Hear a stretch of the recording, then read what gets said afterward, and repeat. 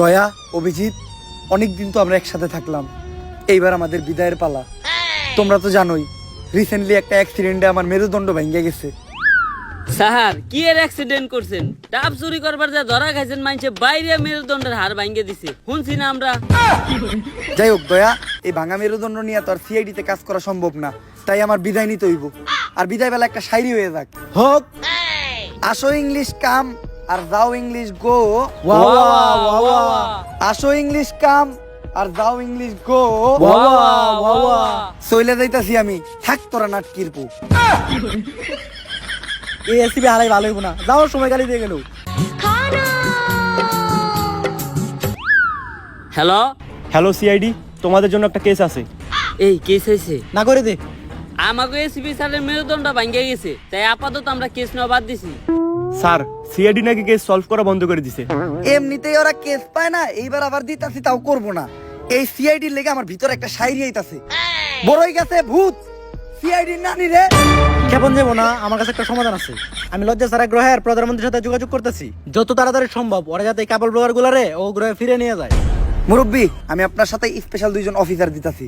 আপনি বউ ব্যবসায়ী আন্দোলনের সমন্বয়কদের নিজের হেফাজতে নেন, যাতে লজ্জা ছাড়া গ্রহের প্রধানমন্ত্রী আসার সাথে সাথেই তাদের সাথে কথাবার্তা বইলা এই বউ ব্যবসায়ীদের তাদের কাছে হস্তান্তর করার ব্যবস্থা করেন। আর এদিকে আমি আর সায়েন্টিস্ট লজ্জা ছাড়া গ্রহের প্রধানমন্ত্রীর সাথে যোগাযোগ করতেছি। কি হইলো? আমাকে আন্দোলনের মাঝখান থেকে আমাকে এইভাবে উঠায় আনা হইলো কে? তগরে এখন তগ করে পাঠানো হইব। এ বসাও করে এনে, তোমার বসতে হবে না। মাল দুটার দেখছো, এই যে মালু আর চালু এমন বাইরেবো ডাকবিও করে খালু। এই জায়গায় আমার দোষটা কি? আমি তো খালি বউ বেচতেই খাইছি, আমার বউ দিয়ে আমি ব্যবসা করবো, তোকে সমস্যা কি? এর জন্যই তো তোর বউ সহ তোকে লজ্জা ছাড়া গ্রহে পাঠাই দিতেছি। আমি এই গ্রহ ছেড়ে যাবো না, কারণ ওই গ্রহে ফেসবুক নাই, টিকটক নাই, আমি বউ ব্যবসা করে খাইতে পারবো না। আর ইউটিউবে তো কাপড় ব্লগার করে কেউ চুচেও না, তাই আমাকে এই গ্রহে রেখে দেন।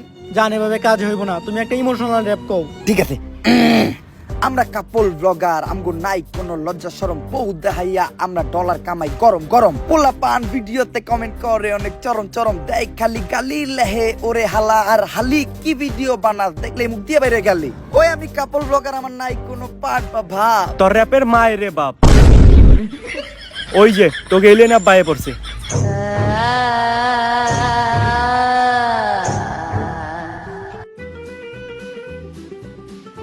কেডারে আমাগো কাপল ব্লগার গো দিছে ঠেক, উই আর ব্যাক। তগ গ্রহের প্রাণী তোরাই নিয়ে যা। অগরে নেওয়ার লিগে তম তো গ্রহ পাঠাই নাই, অগরে পাঠাইছি তো গ্রহ ধ্বংস করার লিগে।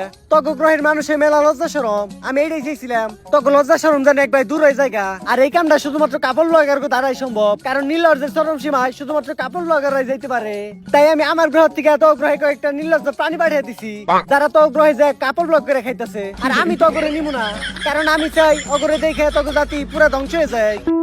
নিবি না তো খারো, আমাকে গ্রহ থেকে একটা টিকটক আর তোকে গ্রহে পাঠাইতেছি, একাই তোকে পুরো জাতি ধ্বংস করে লইব। এই না, তাই দরকার নাই, আমাকে প্রাণী আমাকে ফেরত দে, আমরা নিয়ে যাইতেছি। তাও তো গ্রহ থেকে কোনো প্রতিবন্ধী দিস না। যা তোরা।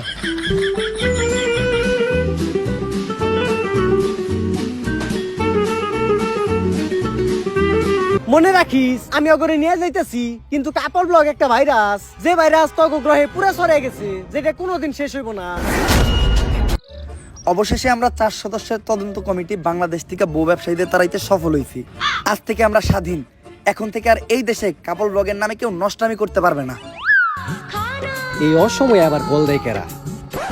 হ্যালো, কি স্যার, বউ ব্যবসায়ীরা নাকি রাস্তা আটকে আবার আন্দোলন শুরু করছে। এইটা কেমনে সম্ভব? বউ ব্যবসায়ী আন্দোলনের মেন সমন্বয়করাই তো আমরা অন্য গ্রহে পাঠিয়ে দিছি, তাইলে এই আন্দোলনের সমন্বয়ক কেডা?